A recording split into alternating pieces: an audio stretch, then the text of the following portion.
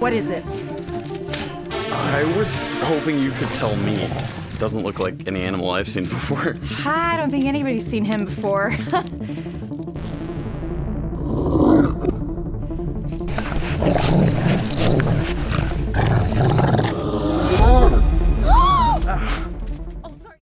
I'd always known in the back of my mind that if I grew up and became a filmmaker, that the one thing that I would love to do is offer the world what it never got before, which was the live-action My Pet Monster movie that it deserved. Starring in-camera puppets, something very similar to what Jim Henson had done in the 80s with like the Dark Crystal, some of the Star Wars films. Live-action characters and puppets and animatronics in it, and that I would have the least amount of CGI in this movie as possible. I always felt like CGI ruined these movies. That I would do it with the original toys. The original toys were so cool, that's what kids wanted to see, so why not? And even by that point, the early 2000s, My Pet Monster was on the vintage end of things, and the best I could do is start tracking down the rest of the toy line. So I'd be scouring eBay every day, tracking down the rest of the toy line, collecting multiple versions of each character. I knew that if I was eventually going to be building puppets and animatronics and things out this, I would need several versions of each character. So in the end, I think I had about 7 or 8 of the original My Pet Monster, and then I had about 3 or 4 versions of each of the subsequent characters. And I knew that was something that I could never afford anyway, even if I could do it all in one shot. So I actually had to start collecting the toys as early as the 2000s. It was only a matter of time before somebody else discovered this untapped resource and exploited it and ruined it. So I knew I was going to make an underground fan film. It would be a non-commercial project, but it would be created by the ultimate My Pet Monster fan for My Pet Monster fans. And at that point, I'd spent about a decade and a half collecting all the original toys, and I just decided to go for it. I had a challenge not just to write an original fresh film, but I also had to pay tribute and stay true to some of the original narratives and storylines and themes from the original cartoons and comic books, and unfortunately even the movie. Not to mention, I am trying to pay tribute to a franchise that already existed, try to get as close to it and realistic as I could, yet still try to deliver a fresh, new perspective and a movie that old and new generations are going to want to see. It was important to me to sort of kind of have gone through all of this content and nitpick what I thought were kind of the best, coolest elements and gags and mythology from the cartoon series and the movie, and incorporate that into the movie in a new, fresh way. This was a really fun part to play. Throwing a wig, a mustache, a hat, got into some clothes, and we went outside and just started improvising.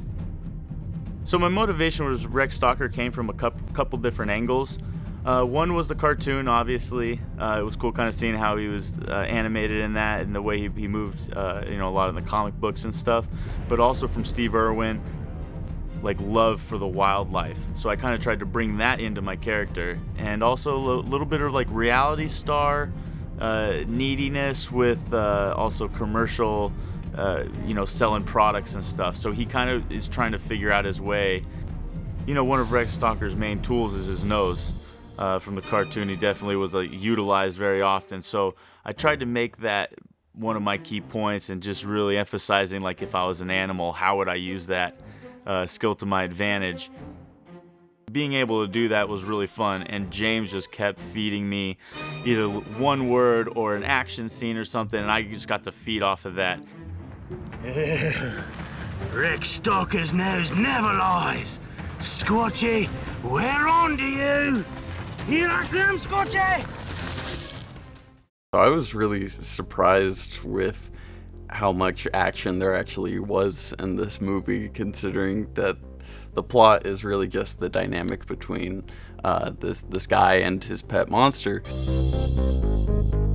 When you're seeing Michael doing stunts, he's pretty much doing that all himself. He has a few pads on, and we take a few safety precautions, but man, when he's rolling and jumping and slamming into the ground and throwing himself down the hill, he's pretty much beating the hell out of himself. First of all, Michael's a great guy, and he's got a great energy.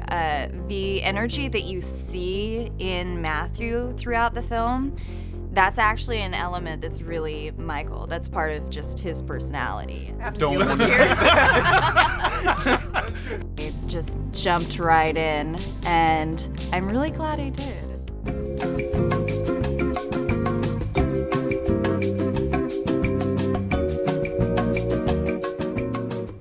Once I started and got a little bit of direction from James, I kind of figured out exactly where I wanted the character to go and what he was looking for, and from then I just kind of had fun with it.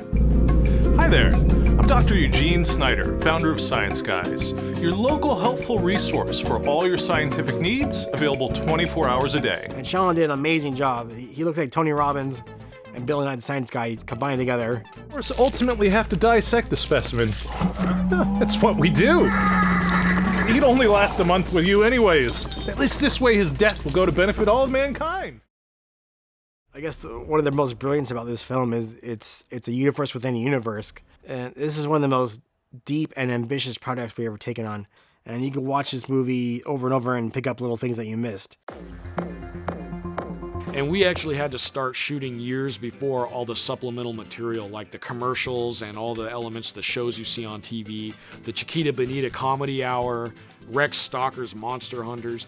All these elements we had to go in production before the film so that we could synchronize what's actually happening live in camera with cutting to the shots of that. And shooting those scenes was a lot of fun, but it was like by the time we even had done all that, we felt like we had done all this work, and we hadn't even started shooting this movie yet.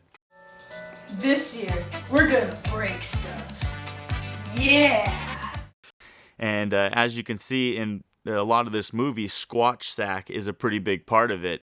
Rex Stalker was really the motivation for Matthew to go out and catch the monster. So as you see, these commercials really like give him the drive to get out there and influenced him on the way he thought, the way he felt, defending Rex throughout the movie. You know, he really dedicated his kind of psyche to the Rex Stalker mentality and fed off of it. Is that a Squatch Sack? His credentials are as phony as his accent. Everyone knows it's a speech impediment. Yeah, there's a certain like nostalgia factor that plays in your subconscious when you hear some of these synth noises where you just hear like a certain tone and it just triggers something in your head that reminds you of your childhood. You know, this type of soundtrack is specifically pleasing to people that are of our age group